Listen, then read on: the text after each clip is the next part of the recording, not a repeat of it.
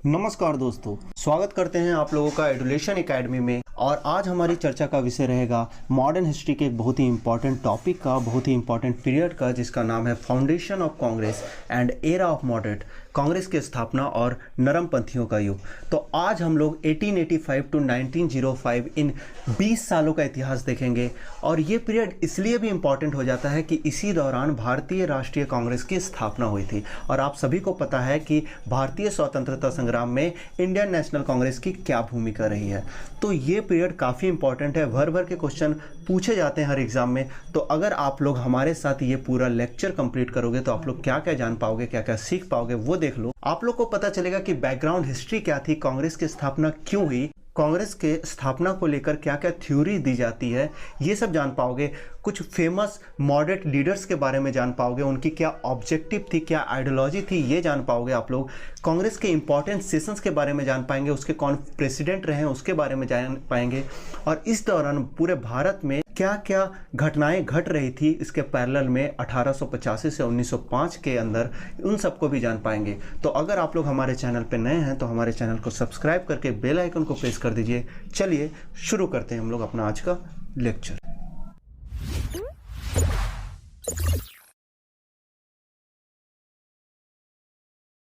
तो पहले जानते हैं कि कांग्रेस की स्थापना क्यों हुई थी, क्या वजह थी कि कांग्रेस की स्थापना की गई थी। तो आप लोग को पता है 1857 की क्रांति खत्म हो गई थी। अंग्रेजों ने इसका बलपूर्वक दमन तो कर दिया था, पर यह क्रांति भारतीयों के अंदर राष्ट्रीयता की भावना को पैदा कर दी थी। सत्ता की बात करें तो सत्ता ईस्ट इंडिया कंपनी से ट्रांसफर होकर आ गई थी ब्रिटिश क्राउन के अंडर। पर अगर अंग्रेजी नीतियों की बात करें तो उसमें कोई खास फर्क नहीं आया था। अब भी अंग्रेजी नीतियां, अब भी ब्रिटिश नीतियां भारतीयों के खिलाफ ही रही, भारतीयों के अगेंस्ट में ही रही। तो अगर हम लोग कांग्रेस के फाउंडेशन के कुछ साल पहले की ही बात करें तो उस समय के कुछ लॉज की बात करें तो आप लोग देखो कि वो सारे लॉज जो थे वो भारतीयों के अगेंस्ट में थे, भारतीयों के विरुद्ध में थे, डिस्क्रिमिनेट कर रहे थे भारतीयों को। तो अगर मैं बात करूं वर्नाकुलर प्रेस एक्ट की जो आया था 1878 को, एक्ट में क्या हुआ था, इस एक्ट में रीजनल न्यूज़पेपर पर सेंसरशिप लगा दिया गया था। अगर मैं बात करूं आर्म एक्ट की जो 1878 में आया था, ये भी भारतीयों के खिलाफ थे। इल्बर्ट बिल कंट्रोवर्सी, ये काफ़ी बड़ी कंट्रोवर्सी थी जो आई थी 1884 में। तो इन सब लॉज में अगर मैं बात करूं तो इन सारे लॉज में, इन सारे एक्ट में सारे भारतीयों को डिस्क्रिमिनेट किया गया था, भारतीयों को नीचा दिखाया गया था, भारतीयों को अलग ट्रीट किया गया था। तो अंग्रेजों को इसका डर हमेशा से ही लगा रहा कि 1857 की क्रांति की भांति ही कोई दूसरी क्रांति फिर से जन्म ना ले ले। तो इसीलिए उन्होंने क्या किया, उन्होंने ये किया कि एक ऐसी संस्था का निर्माण करने की योजना बनाई जो पूरे भारतीयों को उस संस्था के अंडर में लाया जा सके।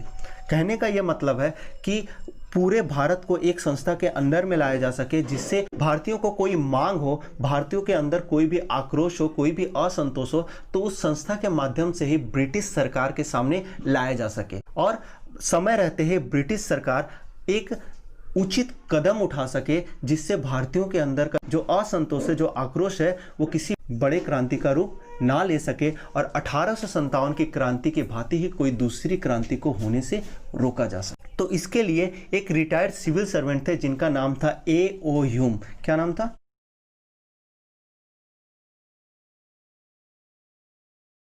जिनका पूरा नाम था एलन ऑक्टेवियन ह्यूम। उन्होंने उस समय के तत्कालिक वायसराय जो थे लॉर्ड डफरिन, उनसे बात की और गठन किया भारतीय राष्ट्रीय कांग्रेस की। तो भारतीय राष्ट्रीय कांग्रेस के गठन में, फाउंडेशन में कुछ थ्योरी दी जाती है, वो आप लोग देख लो। एक थ्योरी है जिसे कहते हैं सेफ्टी वाल्व थ्योरी, और दूसरी थ्योरी जो है उसे कहते हैं नेशनलिस्ट थ्योरी या राष्ट्रवादी सिद्धांत। सेफ्टी वाल्व थ्योरी का क्या मतलब है, जैसे कि हम लोग को पता है कि प्रेशर कुकर में जो सेफ्टी वाल्व लगा रहता है, उसका काम यह रहता है कि प्रेशर कुकर के अंदर के प्रेशर को मेंटेन करके रखे, अर्थात प्रेशर कुकर के अंदर के प्रेशर को बढ़ने ना दे। अगर प्रेशर कुकर के प्रेशर को टाइमली वो रिलीज करते रहे तो कोई बड़ी दुर्घटना को रोका जा सकता है, टाइम रहते ही उसे खत्म किया जा सकता है। तो इसी तरह भारतीय राष्ट्रीय कांग्रेस की स्थापना इसी थ्योरी के अंतर्गत हुई थी। ये थ्योरी यही आप लोग को बताता है कि अगर भारतीयों के अंदर में कोई असंतोष, कोई आक्रोश है, भारतीय राष्ट्रीय कांग्रेस के माध्यम से ब्रिटिश सरकार को इसका भनक लग जाए और ब्रिटिश सरकार समय रहते ही एक उचित स्टेप ले सके। और अगर दूसरी थ्योरी की बात करें जो नेशनलिस्ट थ्योरी है, राष्ट्रवादी सिद्धांत है, ये आप लोग को ये बताता है कि भारतीय राष्ट्रीय कांग्रेस के स्थापना के पहले भी बहुत सारे संस्थाओं का निर्माण हो चुका था जिसका ऑब्जेक्टिव सेम भारतीय राष्ट्रीय कांग्रेस की तरह ही थी। अगर मैं बात करूं इंडियन एसोसिएशन की, जिसकी स्थापना आप लोग को पता है 1876 में ही हो गई। कितना? 1876 में हो गई थी। अगर मैं बात करूं मद्रास महासभा की स्थापना, तो वो भी भारतीय राष्ट्रीय कांग्रेस के पहले ही हो चुकी थी। पर ये संस्थाएं कहीं ना कहीं रीजनल बन के रह गई थी। ये संस्थाएं पूरे राष्ट्रीय स्तर पे काम नहीं कर रही थी। तो उस समय के जो पॉपुलर लीडर्स थे, उन्होंने सोचा कि एक ऐसी संस्था का निर्माण किया जा सके जो पूरे राष्ट्रीय, पूरे भारत, पूरे नेशनल लेवल पे काम कर सके और अंग्रेजों को उसी की भाषा में जवाब दे। तो इसीलिए उस समय के जो पॉपुलर लीडर्स थे, उन्होंने गठन किया भारतीय राष्ट्रीय कांग्रेस की। तो यहाँ पे दो थ्योरी दी जाती है, एक सेफ्टी वॉल्व थ्योरी, एक नेशनलिस्ट थ्योरी। और दोनों थ्योरी, जिसमें सेफ्टी वॉल्व थ्योरी ये बताती है कि अंग्रेज ने अपने ही लाभ के लिए भारतीय राष्ट्रीय कांग्रेस का निर्माण किया था, वहाँ पर नेशनलिस्ट थ्योरी ये बताती है कि भारतीय राष्ट्रीय कांग्रेस का गठन जो हुआ था वो भारतीय लीडर्स ने ही अंग्रेजों से लड़ने के लिए इसका गठन किया था। ठीक है, ये दो थ्योरी दी जाती है। चलिए हम लोग नेक्स्ट स्लाइड में जाते हैं। नेक्स्ट स्लाइड आप लोग को क्या बोल रहा है वो देखते हैं। नेक्स्ट स्लाइड आप लोग के सामने है। यहाँ पे कुछ फेमस मॉडरेट लीडर्स के बारे में हम लोग यहाँ पे चर्चा कर रहे हैं। यहाँ पे कुछ फेमस मॉडरेट लीडर्स हैं, दादा भाई नौरोजी हैं, गोपाल कृष्ण गोखले, एस.एन. बैनर्जी, फिरोज शाह मेहता। तो मॉडरेट लीडर्स कौन थे? मॉडरेट लीडर्स पढ़े लिखे लोग थे जो ब्रिटिश रूल को सही मानते थे। इन पर वेस्टर्न एजुकेशन का काफ़ी ज़्यादा प्रभाव था। तो उनके अनुसार ये था कि अंग्रेज जो है वो भारतीयों को कुछ कॉन्स्टिट्यूशनल रिफॉर्म्स कर दे भारत में और उस पर कुछ अधिकार दे दे, तो वो काफ़ी ज़्यादा अच्छा है, वही काफ़ी है। उनका ये मानना था कि अगर हम लोग संवैधानिक तरीके से संघर्ष करते रहें तो एक दिन हम लोग को स्वतंत्रता अवश्य मिल जाएगी। तो अगर उन्हें सरकार से कुछ मांग करना रहता था तो वो सरकार से अनुनय विनय की नीति, प्रेयर्स करते थे। अगर उस सरकार को विरोध करना सरकार से, तो वो क्या करते थे? बिल पास करते थे, पिटीशन साइन करते थे। तो उनकी जो आइडियोलॉजी थी वो काफ़ी विनम्र थी, काफ़ी सभ्य तरीके से वो सरकार से अपनी मांगे करते थे। ठीक है, तो ये आइडियोलॉजी थी किसकी? मॉडरेट लीडर्स की। तो यहाँ पे हमने कांग्रेस के पूरे बैकग्राउंड को समझा, हिस्ट्री को समझा कि क्यों कांग्रेस की स्थापना हुई थी, उनके थ्योरीज को समझा। अब हम लोग चलते हैं एमसीक्यू की तरफ और उसके माध्यम से ही मैं पूरे 20 साल को पूरे अच्छे तरीके से कवर कराऊंगा। अच्छे एमसीक्यू को भी लूँगा जो अक्सर एग्जाम में पूछे जाते हैं, और हर एमसीक्यू से आप लोग को कितने सारे क्वेश्चन, मैक्सिमम क्वेश्चन बन सकते हैं, ये भी आप लोग के सामने डिस्कस करूँगा। तो लेते हैं हम लोग पहला क्वेश्चन, पहला एमसीक्यू। तो हमारा पहला क्वेश्चन है कि भारतीय राष्ट्रीय कांग्रेस की स्थापना किस वर्ष की गई थी? कौन से ईयर में की गई थी वो आपसे पूछा गया। तो कौन से वर्ष में की गई थी? तो इसका ऑप्शन सी जो होगा वो सही आंसर होगा। 1885 1885 में की गई थी। अगर आपसे डेट पूछे तो आप बताओगे कि 28 दिसंबर 1885 में हुआ था। ठीक है, किसने की थी? तो ये मैं आप लोग को बता चुका हूं किसने की थी। एक रिटायर्ड सिविल सर्वेंट थे जिनका नाम था A.O. Hume, Allan Octavian Hume. ठीक है, जो कांग्रेस का पहला सेशन हुआ था, कांग्रेस की जो स्थापना हुई थी जिसके बाद पहला सेशन हुआ था, वो कहां पे हुआ था? तो वो आप बताओगे कहां पे हुआ था। वो हुआ था बॉम्बे के गोकुलदास तेजपाल कॉलेज में।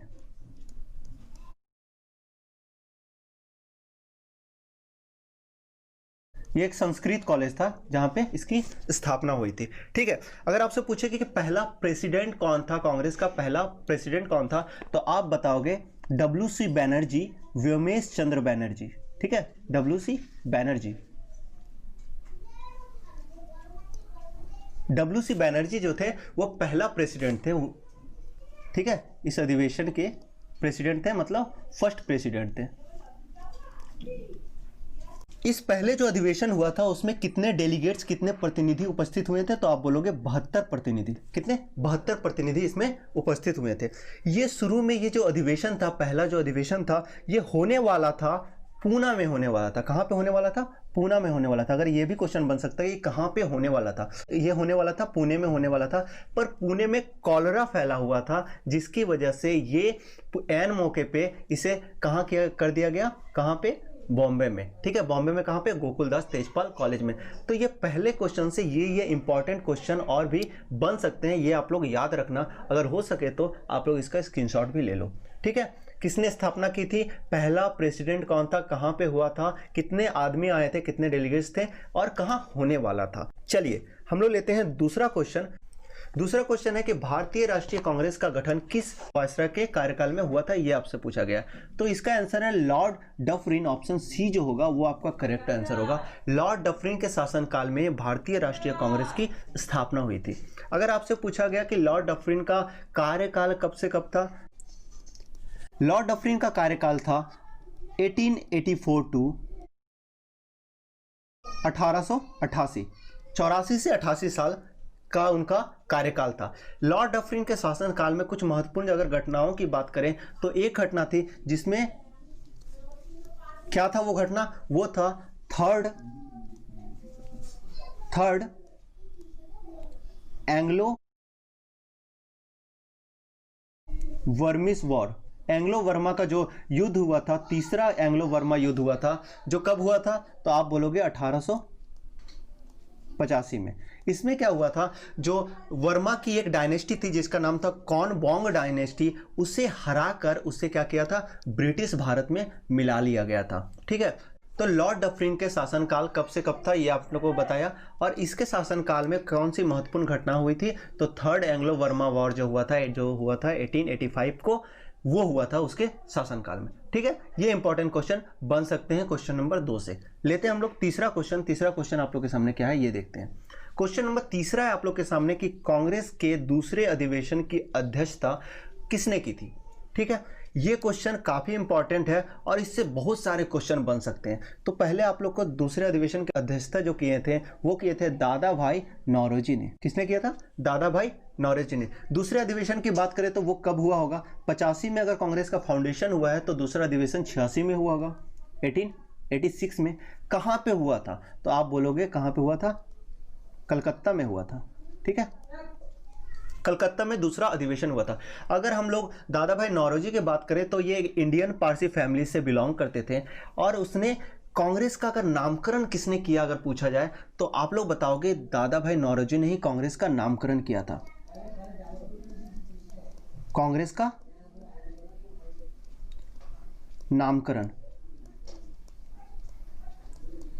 कांग्रेस का पहले नाम होने वाला था भारतीय राष्ट्रीय काउंसिल। बाद में दादा भाई नौरोजी ने सुझाव दिया और कांग्रेस का नाम क्या हुआ, इंडियन नेशनल कांग्रेस, भारतीय राष्ट्रीय कांग्रेस। ठीक है, अगर और भी अगर पूछे तो इसमें और क्या क्वेश्चन बन सकता है, दादा भाई नौरोजी को grand old man of India, Bharat का वयोवृद्ध भी कहते हैं। क्या कहते हैं, भारत का वयोवृद्ध। ठीक है, grand old man of India का खिताब इन्हीं को दिया गया है। ठीक है, ये कांग्रेस के 3 बार अध्यक्ष बने हैं, 3 बार। कब कब बने हैं, तो एक तो आप लोग को पता है कि 86 में बने थे, 1886 में। दूसरी बार की बात करूं तो 1893 में, और तीसरी बार की बात करूं तो 1906 1906 में बना हुआ था। 1906 का जो अधिवेशन है वो काफ़ी इंपॉर्टेंट है, इसकी चर्चा हम लोग आगे में करेंगे क्यों इंपॉर्टेंट है। इसी अधिवेशन में पहली बार हम लोग क्या किए थे, स्वराज की मांग की गई थी। इसी अधिवेशन में 1906 का जो अधिवेशन हुआ था जिसकी अध्यक्षता दादा भाई नौरोजी ने की थी, इसी अधिवेशन में स्वराज की मांग की गई थी पहले बार।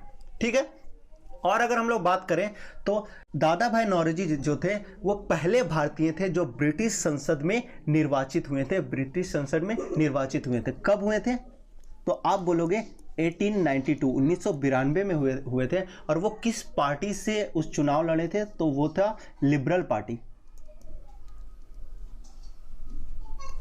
लिबरल पार्टी से वो चुनाव लड़े थे। किस जगह से लड़े थे, उस एरिया का नाम था फिंसबरी। ठीक है, अगर और हम लोग बात करें तो उन्होंने एक बुक लिखा था, बुक का नाम क्या है, बुक का नाम काफी इंपॉर्टेंट है, काफी क्वेश्चन इससे बनते हैं। बुक का नाम था poverty and un British rule in India. Un British rule in India. ठीक है, तो बुक का नाम था poverty and un British rule in India. और इसी बुक में उन्होंने एक थ्योरी दी थी जो काफी इंपॉर्टेंट है, काफी पूछ लिया जाता है कि किसने दी थी। उस थ्योरी का नाम है drain of wealth theory. Drain of drain of wealth theory, ठीक है, जिसे हिंदी में कहते हैं धन निष्कासन का सिद्धांत। और इसी थ्योरी में उन्होंने ये बताया था कि किस तरह ब्रिटिश अंग्रेज भारत से धन को ले जाकर कहाँ ले जा रहे हैं, ब्रिटेन ले जा रहे हैं, ठीक है, किस तरह से भारत का धन को ले जाकर वो क्या कर रहे हैं, ब्रिटेन में ले जा रहे हैं, वो इसी थ्योरी में उन्होंने समझाया था। और ये थ्योरी किस बुक में है, poverty and un British rule in India में। इसका एक बहुत इंपॉर्टेंट कोट है जो यूज किए थे दादा भाई नौरोजी ने, वो कोट था कि गंगा के पानी को अंग्रेज लंदन के टेम्स में डाल रहे हैं, यहाँ से ले जाकर लंदन के टेम्स में डाल रहे हैं, ये इंपॉर्टेंट कोट है, ठीक है। तो ये तीसरा क्वेश्चन देख रहे हो आप लोग कितना इंपॉर्टेंट है, कितने क्वेश्चन बन सकते हैं। कहाँ हुआ था अधिवेशन, किसने अध्यक्षता की थी, कांग्रेस का नामकरण किसने किया था, और उसे क्या बोला जाता है, भारत का वयोवृद्ध, कितने टाइम अधिवेशन की अध्यक्षता की थी, 3 बार, ठीक है। वो कब वो ब्रिटिश पार्लियामेंट में कब वो संसद बने थे, तो वो आप बोलोगे 1892, कौन से पार्टी से, कहाँ से, बुक का नाम क्या है, और कौन सी थ्योरी है, कौन सा धन निष्कासन का सिद्धांत जो दिए थे वो भी दिए थे दादा भाई नौरोजी। तो ये इंपॉर्टेंट क्वेश्चन इस क्वेश्चन से बनते हैं, ठीक है। चलिए हम लोग नेक्स्ट क्वेश्चन लेते हैं। क्वेश्चन नंबर 4 आप लोग के सामने कि दादा भाई नौरोजी के धन निष्कासन के सिद्धांत से कौन सहमत नहीं थे, कौन अग्री नहीं किए थे। तो इसका आंसर है Sir Syed Ahmad Khan, option C जो होगा वो आपका करेक्ट आंसर होगा। सर सैयद अहमद खान जो थे वो दादा भाई नौरोजी का जो धन निष्कासन का सिद्धांत जो दिए थे उससे वो सहमत नहीं थे, ठीक है। अच्छा, अगर आपसे और इससे क्वेश्चन पूछा जाए तो आपसे पूछा जाए कि एंग्लो मोहम्मदन ओरिएंटल कॉलेज की स्थापना किसने की थी, तो ये भी किसने किया था, सर सैयद अहमद खान ने। कौन से कॉलेज, एंग्लो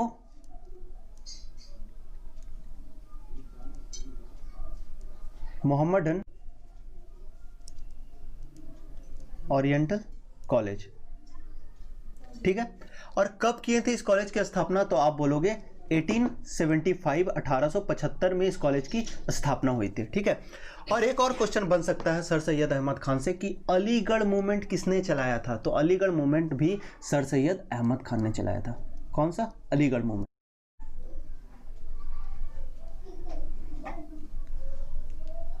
ये 2 क्वेश्चन सर सैयद अहमद खान से आप लोग को बन सकता है, आप लोग नोट डाउन कर लो। और एंग्लो मोहम्मदन ओरिएंटल कॉलेज की स्थापना किसने की थी, इसकी स्थापना भी सर सैयद अहमद खान ने की थी 1885 ईस्वी में, ठीक है, समझ में आया। चलिए नेक्स्ट क्वेश्चन लेते हैं। क्वेश्चन नंबर 5 आप लोग के सामने है कि भारतीय राष्ट्रीय कांग्रेस का प्रथम मुस्लिम प्रेसिडेंट कौन था, ये आप लोग को बताना है। भारतीय राष्ट्रीय कांग्रेस का प्रथम मुस्लिम प्रेसिडेंट जो थे वो कौन थे, वो थे बदरुद्दीन तैयब जी। कौन थे, बदरुद्दीन तैयब जी। ऑप्शन डी जो होगा वो आपका करेक्ट आंसर होगा, ठीक है, बदरुद्दीन तैयब जी। वो कौन से सेशन की अध्यक्षता किए थे, तो आप बोलेंगे कांग्रेस का जो 3rd सेशन हुआ था, कांग्रेस का जो 3rd सेशन हुआ था उसकी अध्यक्षता किए थे। वो कहाँ पे हुआ था, तो आपको अगर पूछा जाए कहाँ पे हुआ था, तो वो हुआ था मद्रास में, ठीक है। बदरुद्दीन तैयब जी ने एक नारा दिया था, ये पूछ लिया जाता है कभी कभी एग्जाम में, वो आप लोग देख लो, कांग्रेसी बनो।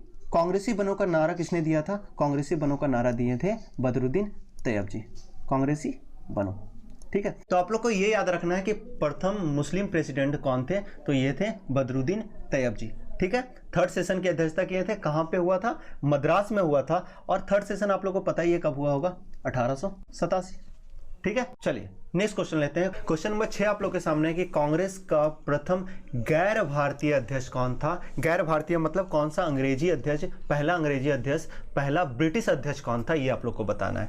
तो कांग्रेस का पहला ब्रिटिश अध्यक्ष अगर पूछा जाए तो वो आप बोलोगे जॉर्ज यूल जो थे, वो कांग्रेस के प्रथम गैर भारतीय अध्यक्ष थे।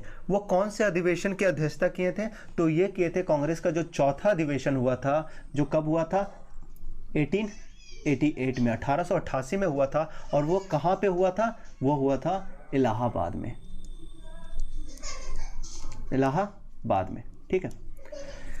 आप लोग को सिर्फ ये इंपॉर्टेंट याद रखना है कि पहला गैर भारतीय कौन थे, तो वो थे जॉर्ज यूल, और कहाँ था, 1888 इलाहाबाद में इसकी अध्यक्षता किए थे। इस क्वेश्चन से और कुछ ज़्यादा इंपॉर्टेंट क्वेश्चन नहीं बनता है, लेकिन आप लोग को पहला गैर भारतीय वो याद रखना, जॉर्ज यूल, ठीक है।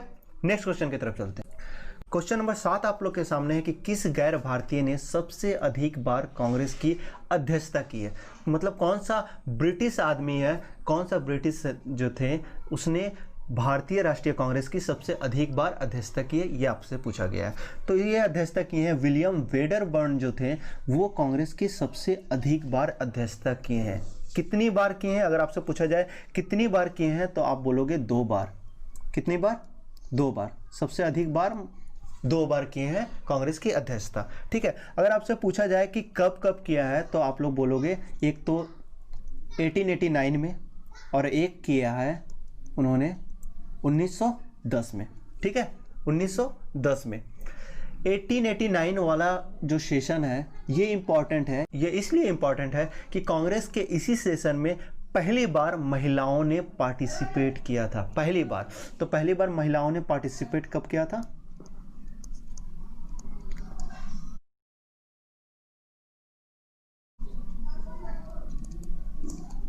पार्टिसिपेट किया था।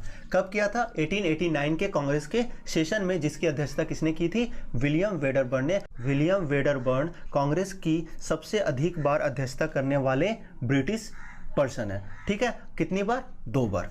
ठीक है, समझ में आया? चलिए नेक्स्ट क्वेश्चन लेते हैं। क्वेश्चन नंबर 8 आप लोग के सामने है कि भारतीय राष्ट्रीय कांग्रेस के 6th अधिवेशन की अध्यक्षता, 6वें अधिवेशन की अध्यक्षता किसने की थी, ये आप लोग को बताना है। तो 6वां जो अधिवेशन हुआ था इसकी अध्यक्षता किए थे फिरोज शाह मेहता। फिरोज शाह मेहता किए थे। वो अधिवेशन कब हुआ था? तो आप बोलोगे 1890 1890 में। ठीक है, और ये कहाँ पे हुआ था? तो ये हुआ था कलकत्ता में ये अधिवेशन हुआ था। फिरोज शाह मेहता से एक क्वेश्चन पूछ लिया जाता है, ये आप लोग याद रखना कि बॉम्बे क्रॉनिकल न्यूज़पेपर के संस्थापक कौन थे, ये आपसे पूछ सकता है। तो ये थे फिरोज शाह मेहता। क्या नाम था न्यूज़पेपर का? नाम क्या था? तो न्यूज़पेपर का नाम था बॉम्बे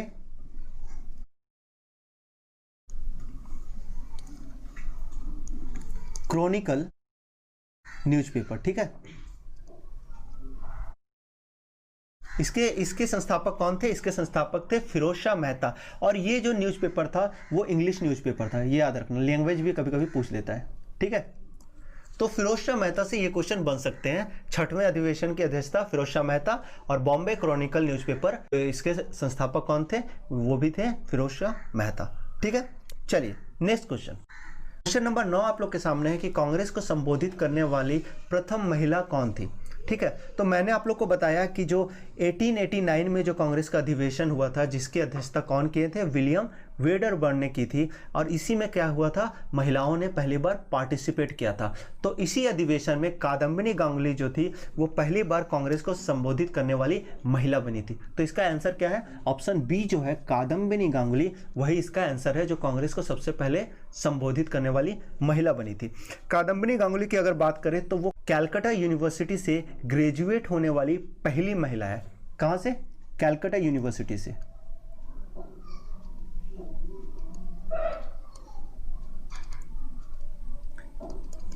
कैलकाटा यूनिवर्सिटी से ग्रेजुएट होने वाली पहली महिला है। ठीक है, तो वो कौन से अधिवेशन में पार्टिसिपेट की थी? तो आप लोग को मैंने बता ही दिया है कौन से, 1889 में, जिसकी अध्यक्षता किसने की थी? विलियम वेडरबर्न ने। और ये कहाँ पे हुआ था? बॉम्बे में हुआ था। और वो कांग्रेस को पहली बार संबोधित की थी। ठीक है, ये याद रखना आप लोग कि कलकत्ता यूनिवर्सिटी से ग्रेजुएट होने वाली पहली महिला कौन थी? तो आप बोलोगे कादम्बिनी गांगुली। ठीक है, नेक्स्ट क्वेश्चन में चलते हैं। क्वेश्चन नंबर 10 आप लोग के सामने है कि 1896 में 1896 का कांग्रेस अधिवेशन कहाँ हुआ था, ये आप लोग को बताना है। तो जो 1896 का जो कांग्रेस सेशन, ये काफ़ी इंपॉर्टेंट है। क्यों इंपॉर्टेंट है वो मैं आप लोग को बता देता हूँ। पहले आप लोग ये देख लो कि कहाँ हुआ था। तो ये हुआ था कोलकाता में हुआ था, मतलब उस समय उसका नाम कलकत्ता था। ठीक है, तो ये कब हुआ था? 1896 में। इसकी अध्यक्षता किसने की थी? तो इसकी अध्यक्षता, जो इसके अध्यक्ष पूछ लेते हैं, तो इसकी अध्यक्षता किया था कौन?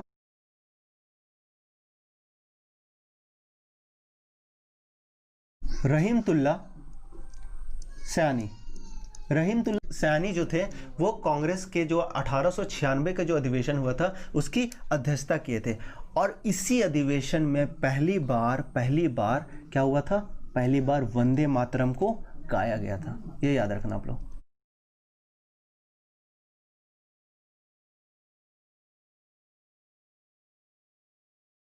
इसी अधिवेशन में पहली बार वंदे मातरम गीत को गाया गया था। और वंदे मातरम किसने लिखा है ये तो आप लोग को पता ही है किसने लिखा है।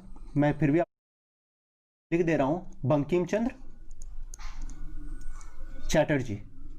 ठीक है, बंकिम चंद्र चैटर्जी ने वंदे मातरम गीत को लिखा गया था और इसी गीत को सबसे पहले 1896 के कांग्रेस सेशन में गाया गया था। ये अगर आपसे पूछा जाए कि वंदे मातरम कहाँ से लिया गया है, तो उनका जो नोवेल है जिसका नाम क्या है, आनंद मठ, इसी नोवेल से वंदे मातरम गीत को लिया गया है, जिसे किसने लिखा है, बंकिम चंद्र चैटर्जी ने। ठीक है, तो इस क्वेश्चन से ये क्वेश्चन, इंपॉर्टेंट क्वेश्चन आप लोग को एग्जाम में बन सकते हैं। ठीक है, चलिए नेक्स्ट क्वेश्चन लेते हैं। क्वेश्चन नंबर 11 आप लोग के सामने है कि 1905 के कांग्रेस अधिवेशन की अध्यक्षता किसने की थी। ठीक है, 1905 का जो कांग्रेस अधिवेशन हुआ था, जो कहां पे हुआ था, ये हुआ था बनारस में। बनारस में हुआ था और जिसकी अध्यक्षता किसने की थी, गोपाल कृष्ण गोखले ने। गोपाल कृष्ण गोखले ने इसकी अध्यक्षता की थी। तो गोपाल कृष्ण गोखले की अगर बात करूं तो गोपाल कृष्ण गोखले गांधी जी के राजनीतिक गुरु थे। अगर महात्मा गांधी के राजनीतिक गुरु पूछे तो आप लोग क्या बोलोगे, कौन थे, गोपाल कृष्ण गोखले। किसके, गांधी जी के।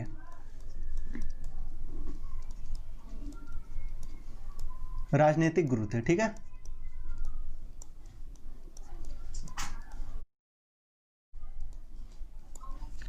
और अगर आपसे ये पूछे कि गोपाल कृष्ण गोखले किसके शिष्य थे, तो ये शिष्य थे महादेव गोविंद रानाडे के, ये शिष्य थे। ठीक है, किसके शिष्य थे,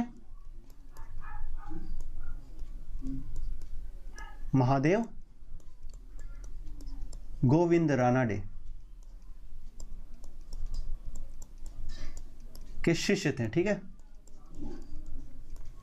तो ये क्वेश्चन बन सकता है। 1905 का सेशन, 1905 का सेशन काफ़ी इंपॉर्टेंट है। मैं आप लोग को जब बंगाल विभाजन, पार्टीशन ऑफ बंगाल पढ़ाऊंगा, तो वहाँ पे मैं आप लोग को और अच्छे से आप लोग को ये 1905 का सेशन को और अच्छे से क्लियर करूंगा। आप लोग सिर्फ ये जान लो कि इसकी अध्यक्षता किसने की थी, गोपाल कृष्ण गोखले। कहाँ हुआ था, बनारस में। गोपाल कृष्ण गोखले जो थे वो गांधी जी के राजनीतिक गुरु थे और खुद शिष्य थे महादेव गोविंद रानाडे के। ठीक है, चलिए नेक्स्ट क्वेश्चन लेते हैं। क्वेश्चन नंबर 12 आप लोग के सामने है कि निम्नलिखित भारतीय नेताओं में से कौन सा नेता जो थे उसे ब्रिटिश द्वारा इंडियन सिविल सर्विस से बर्खास्त किया गया था, किसे। ठीक है, किसे बर्खास्त किया गया था, तो इसका आंसर है एसएन बैनर्जी, सुरेंद्र नाथ बैनर्जी। ऑप्शन सी जो होगा वो आपका करेक्ट आंसर होगा। एसएन बैनर्जी, सुरेंद्र नाथ बैनर्जी को इंडियन सिविल सर्विस जो थे उससे बर्खास्त किया गया था। क्यों किया गया था, उनको एज का कुछ प्रॉब्लम हो गया था, जिसके कारण उसे सिविल सर्विस जो सेवा है उससे बर्खास्त कर दिया गया था। अगर हम लोग बात करें एसएन बैनर्जी के कुछ प्रमुख क्वेश्चन जो बन सकते हैं एसएन बैनर्जी से, वो एक बन सकता है, आप लोग देख लो, इंडियन एसोसिएशन की स्थापना जो किए थे वो किए थे सुरेंद्र नाथ बैनर्जी ने। किसकी स्थापना, इंडियन एसोसिएशन।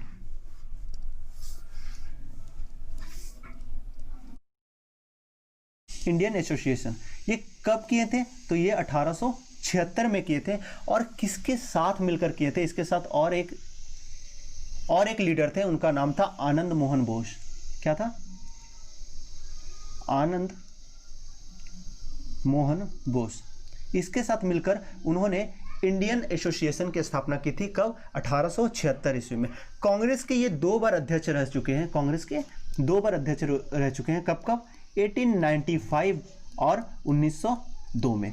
ठीक है, तो जो ये इंडियन एसोसिएशन की जो स्थापना किए थे, वो आगे चलकर जब भारतीय राष्ट्रीय कांग्रेस की स्थापना हुई तो इंडियन एसोसिएशन को भारतीय राष्ट्रीय कांग्रेस के साथ ही क्या कर दिया जाता, मर्ज कर दिया जाता है। क्योंकि दोनों का ऑब्जेक्टिव सेम था, दोनों सेम ही ऑब्जेक्टिव के लिए लड़ रहे थे, इसीलिए इंडियन एसोसिएशन को भारतीय राष्ट्रीय कांग्रेस के साथ मर्ज कर दिया जाए। उन्होंने एक न्यूज़पेपर शुरू किया था, उस न्यूज़पेपर का नाम क्या है, उस न्यूज़पेपर का नाम है द बंगाली।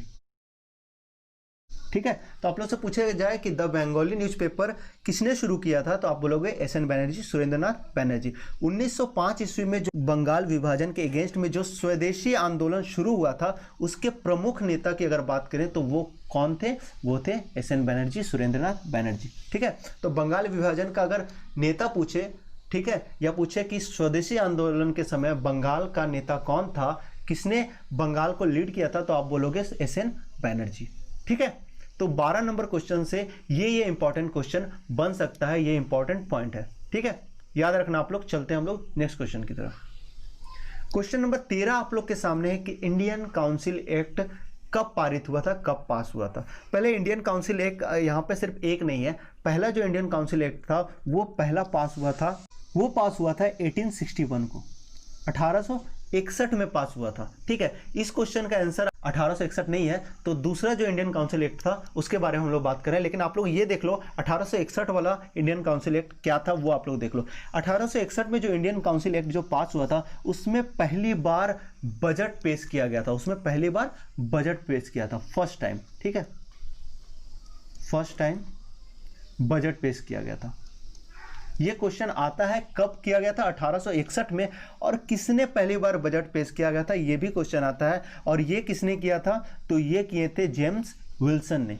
किसने की थी, जेम्स विल्सन। जेम्स विल्सन ने पहली बार बजट पेश किया गया था, और इसी काउंसिल एक्ट के तहत थोड़े भारतीयों को शामिल कर लिया गया था। ठीक है, थोड़े भारतीयों को, ज्यादा नहीं। ठीक है, तो जब दूसरा बार इंडियन काउंसिल एक्ट जब पास हुआ था वो हुआ था 1892 1892 को। और ये एक्ट इसलिए इंपॉर्टेंट है कि इस एक्ट में पहली बार भारतीयों को बजट पर बहस करने का अधिकार मिला था। ये याद रखना, ये क्वेश्चन भर के पूछा जाता है कि पहली बार बजट पर बहस करने का अधिकार किस काउंसिल एक्ट में हुआ था, तो 1892 ईस्वी में जो काउंसिल एक्ट पास हुआ था उसी में भारतीयों को पहली बार बजट पर बहस करने का हक मिला था। लेकिन बजट में संशोधन का अधिकार नहीं मिला था। बजट पे बहस करना ये भारतीयों के लिए एक पहला अचीवमेंट था, लेकिन बजट पे जो अमेंडमेंट हो रहा था, जो संशोधन था, उसका हक भारतीयों को नहीं मिला था। ये याद रखना। ठीक है, चलिए क्वेश्चन नंबर हम लोग नेक्स्ट लेते हैं। 14 क्वेश्चन नंबर क्या बोल रहा है। क्वेश्चन नंबर 14 आप लोग के सामने है कि स्वामी विवेकानंद ने विश्व धर्म सम्मेलन शिकागो को कब संबोधित किया था, तो इसका आंसर बनता है 11 सितंबर 1893 1893 को। ठीक है, 1893 ऑप्शन ए जो होगा वो आपका करेक्ट आंसर हो जाएगा। ठीक है, अगर विवेकानंद की बात करो तो कुछ काफी इंपॉर्टेंट क्वेश्चन बन सकते हैं। ये किसके शिष्य थे, तो ये रामकृष्ण परमहंस के शिष्य थे। ठीक है, रामकृष्ण परमहंस के शिष्य थे। ठीक है, और इन्होंने ही रामकृष्ण मिशन जो शुरू किया था वो किसने किया था, स्वामी विवेकानंद ने। रामकृष्ण मिशन, रामकृष्ण मिशन की शुरुआत किसने की थी, तो ये किए थे स्वामी विवेकानंद ने। ठीक है, और इन्होंने ही पहली बार शिकागो में जाकर क्या हुआ था, विश्व धर्म जो सम्मेलन हुआ था, महासभा हुई थी, उसमें पार्टिसिपेट किया था। ठीक है, शिकागो में, जो अमेरिका के शिकागो में हुआ था, इसमें पार्टिसिपेट किए थे। ठीक है, ये क्वेश्चन बन सकता है आप लोग का इस क्वेश्चन से। ठीक है, चलिए नेक्स्ट क्वेश्चन लेते हैं। क्वेश्चन नंबर 15 आप लोग के सामने है कि 1904 का भारतीय विश्वविद्यालय अधिनियम, इंडियन यूनिवर्सिटी एक्ट किसने पारित किया था, किसने पारित किया था। ये आप लोग को कौन से वायसराय ने पारित किया था ये आपसे पूछा गया है। किसने पारित किया था, तो ये लॉर्ड कर्जन जो थे, इसने 1904 में जो इंडियन यूनिवर्सिटी एक्ट जो था उसे पारित किया गया था। कुछ आप लोग को बताते हैं कि कैसे हुआ था। ठीक है, 1902 ईस्वी में एक कमीशन का गठन हुआ, एक कमीशन का गठन हुआ जिसका नाम था रेले कमीशन। 1902 ईस्वी में एक कमीशन गठन हुआ जिसका नाम था रेले कमीशन। ठीक है, जिसकी अध्यक्षता कर रहे थे सर टॉमस रेले, इसकी अध्यक्षता कर रहे थे। तो इसी कमीशन के सिफारिश पे, इसी कमीशन के, आप लोग से ये भी पूछ सकता है कि इंडियन यूनिवर्सिटी एक्ट किस कमीशन के सिफारिश पे पास किया गया था, किस कमीशन के सिफारिश पे पास किया गया था, तो रेले कमीशन के सिफारिश पे। इसका गठन कब हुआ था, 1902 में हुआ था। तो इसी कमीशन के सिफारिश पे 1904 ईस्वी में इंडियन यूनिवर्सिटी एक्ट पास किया गया था। ठीक है, हुआ क्या था, अगर हम साधारण भाषा में बोले तो जो सरकार था वो भारतीय यूनिवर्सिटी में भी अपना हस्तक्षेप करना शुरू कर दिया था। तो आप लोग को अगर पूछा जाए कि इंडियन यूनिवर्सिटी एक्ट किसने पास किया था, लॉर्ड कर्जन ने। किसके सिफारिश पे, तो 1902 में जो रेले कमीशन आया था जिसकी अध्यक्षता किसने किया था, सर टॉमस रेले ने, उसके सिफारिश पे लॉर्ड कर्जन ने 1904 को भारतीय विश्वविद्यालय अधिनियम पास किया गया था। काफी आलोचना हुई क्योंकि भारतीय यूनिवर्सिटी में सरकार जो है वो हस्तक्षेप करना शुरू कर दी थी, इसीलिए इस एक्ट का बहुत ज़्यादा आलोचना भी हुआ। जिस आलोचना करते हुए गोपाल कृष्ण गोखले ने कहा था कि यह राष्ट्रीय शिक्षा को पीछे ले जाने वाला एक्ट है, ये आप लोग को याद रखना, ठीक है। तो इस क्वेश्चन से ये इंपॉर्टेंट क्वेश्चन आप लोग को बन सकता है, ठीक है। चलते हैं नेक्स्ट क्वेश्चन की तरफ। क्वेश्चन नंबर 16 आप लोग के सामने है। देखिए कि इनमें से किस संस्था की स्थापना बी.डी. सावरकर ने की थी। तो बी.डी. सावरकर ने अभिनव भारत की स्थापना की थी। ऑप्शन सी जो होगा वो आपका करेक्ट आंसर होगा, अभिनव भारत की स्थापना की थी। अगर आपसे पूछे अभिनव भारत की स्थापना कब की थी तो आप बताओगे कब की थी, 1904 ईस्वी को। वी.डी. सावरकर का पूरा नाम है विनायक दामोदर सावरकर, ठीक है। तो ये अभिनव भारत की स्थापना जो किए थे वो अपने भाई के साथ मिलकर किए थे और उनका भाई का नाम था गणेश दामोदर सावरकर, जी.डी. सावरकर, ठीक है।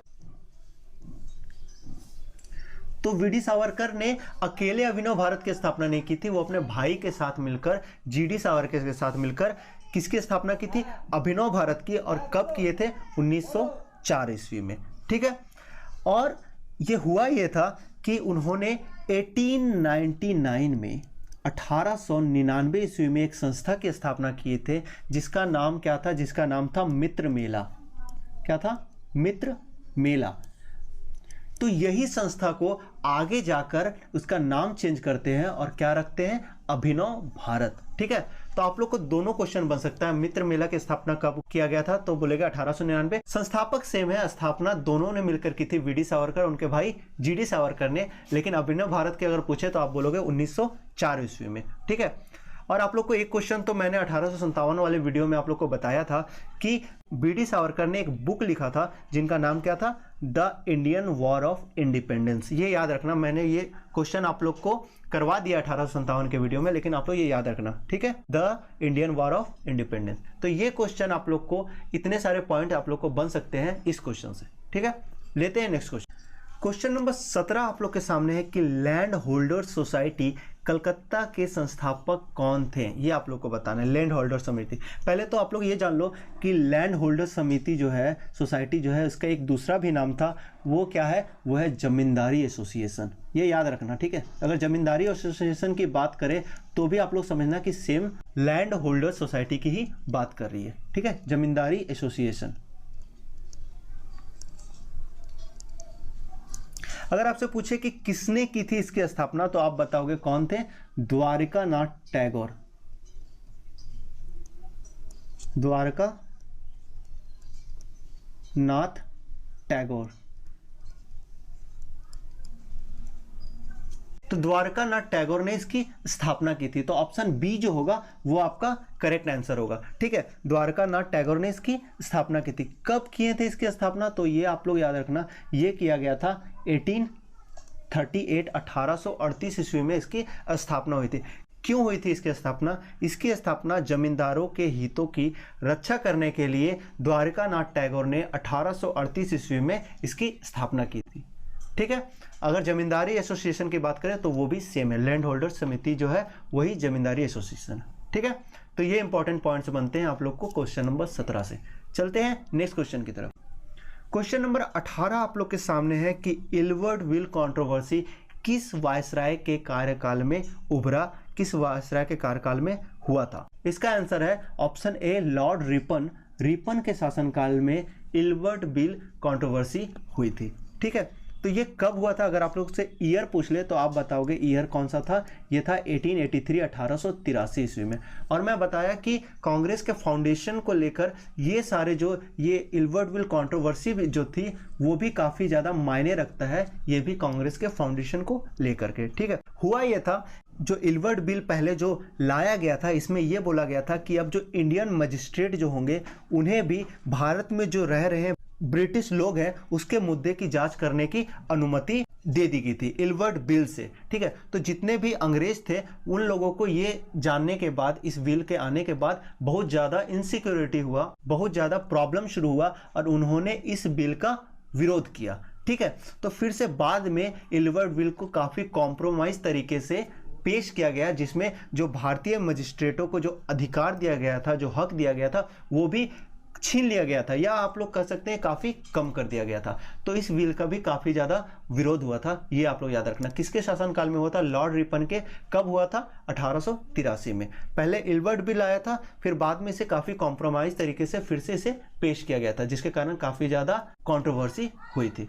ठीक है, तो ये पॉइंट्स बनते हैं आप लोग के क्वेश्चन नंबर 18 से। हम लोग चलते हैं नेक्स्ट क्वेश्चन की तरफ। क्वेश्चन नंबर 19 आप लोग के सामने है कि 1905 के बंगाल विभाजन के समय भारत का वायसराय कौन था, ये आप लोग को बताना है। तो ये तो आप लोग को पता ही है, 1905 का जो बंगाल विभाजन हुआ था वो किसके शासनकाल में हुआ था? लॉर्ड कर्जन के शासनकाल में।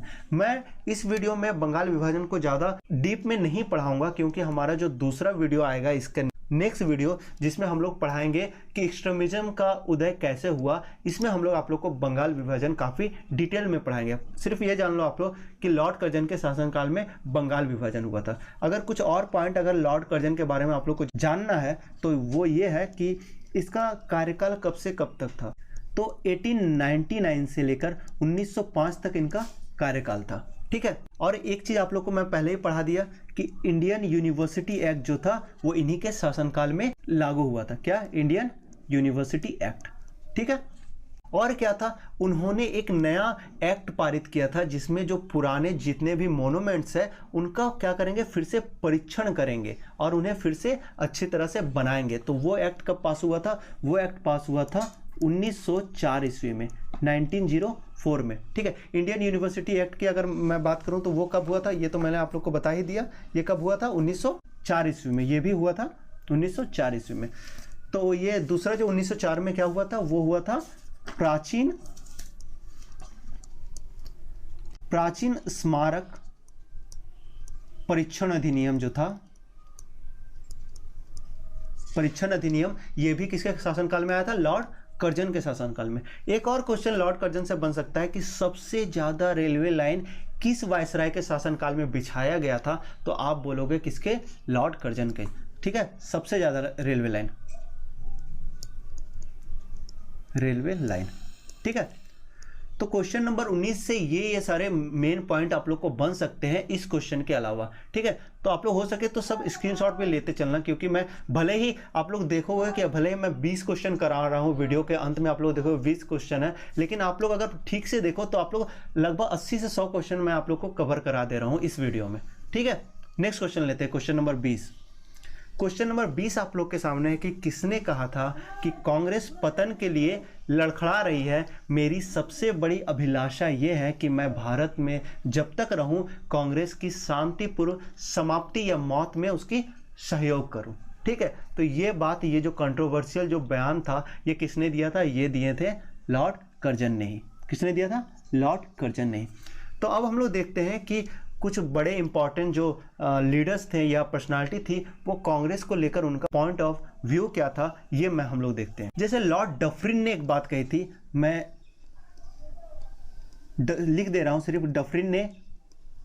डफरिन ने कहा था कि कांग्रेस केवल सूक्ष्मदर्शी अल्पसंख्यकों का प्रतिनिधित्व करती है, सिर्फ ये माइक्रोस्कोपिक माइनॉरिटी को रिप्रेजेंट करती है, कांग्रेस पूरे भारत को रिप्रेजेंट नहीं करती है। क्योंकि उस समय तक 72 प्रतिनिधि थे, तो उनका मानना था कि 72 प्रतिनिधि पूरे भारत को क्या ही रिप्रेजेंट कर देगी। तो ये बात किसने कहा था? लॉर्ड डफरिन ने। अगर तिलक की बात करें तो तिलक जो थे वो कैसे लीडर्स थे? तिलक जो थे वो गर्मपंथी नेता थे। तो गर्मपंथी नेता, तो कांग्रेस की जो आइडियोलॉजी थी शुरू के 20 साल में, उससे तिलक जो थे वो क्या थे? सहमत नहीं थे। तो उन्होंने क्या कहा था? तिलक ने कहा था, पहले मैं तिलक लिख दे रहा हूं, क्या है, बाल गंगाधर तिलक ने कहा था कि कांग्रेस जो है वो भीख मांगने वाली संस्था है। क्या है? भीख मांगने वाली संस्था है। ठीक है, फिरोज शाह मेहता जिसने कांग्रेस की अध्यक्षता भी की है, वो उसने क्या क्या कहा था? फिरोज शाह मेहता, इन्होंने कहा था कि कांग्रेस की आवाज जनता की आवाज नहीं है। इन्होंने कहा था कांग्रेस की आवाज जनता की आवाज नहीं है। अगर हम गांधी जी की बात करें तो महात्मा गांधी ने भी कांग्रेस के बारे में कहा था कि कांग्रेस का जो निर्माण हुआ था, कांग्रेस की जो स्थापना हुई थी, उसका उद्देश्य था स्वतंत्रता प्राप्ति। तो स्वतंत्रता के बाद हम लोग जैसे ही आज़ादी अगर प्राप्त कर लेते हैं तो कांग्रेस को समाप्त कर देना चाहिए। ये किसका बयान था? ये महात्मा गांधी का बयान था। तो ये कुछ इंपॉर्टेंस लोग थे जिन्होंने कांग्रेस के बारे में अपनी टिप्पणी दी थी, अपनी प्रतिक्रिया दी थी। तो यहाँ पर हमारा पूरा आज का वीडियो खत्म होता है, जिसमें हम लोगों ने 1885 से लेकर 1905 तक के पीरियड को पूरे अच्छे तरीके से पढ़ा है, समझा है, और जितने इंपॉर्टेंट एमसीक्यू बन सकते थे सभी डिस्कस किया है, और सारे पॉइंट्स को भी हम लोगों ने डिस्कस किया है। तो अगर आप लोग को फिर भी कोई डाउट रहे तो आप लोग को हमारे इस वीडियो के कमेंट बॉक्स में आप अपने डाउट्स को रख सकते हैं। हमारा जो दूसरा वीडियो आएगा जिसमें हम लोग बात करेंगे कि गर्मपंथी नेता कौन थे, क्यों गर्मपंथियों का उदय हुआ था, बंगाल विभाजन की बात करेंगे। अगर आप लोग को फिर भी अगर हम लोग से क्वारी करनी है, कुछ पूछताछ करनी है, तो हम लोग फेसबुक, इंस्टाग्राम और टेलीग्राम में भी है, वहाँ पे भी आप जाके अपने क्वारीज कर सकते हैं। कुछ क्वेश्चन हम लोग हर वीडियो का कुछ ना कुछ क्वेश्चन हम लोग इंस्टाग्राम में, फेसबुक में पोस्ट करते हैं, वहाँ से आप लोग वो सब कलेक्ट कर सकते हैं। टेलीग्राम की बात करें, टेलीग्राम में पीडीएफ वहाँ पे हम लोग अपलोड करते हैं। तो अगर आप लोग को इस वीडियो का पीडीएफ चाहिए तो आप लोग हमारे टेलीग्राम ग्रुप को भी ज्वाइन कर सकते हैं। तो तब तक के लिए आप लोग हमारे वीडियोस को देखें, मैक्सिमम शेयर करें, लाइक करें, कमेंट करें, अपने दोस्तों को दिखाएं, और जितना हो सके दोस्तों में शेयर करें, और अच्छे से रहें। Thank you.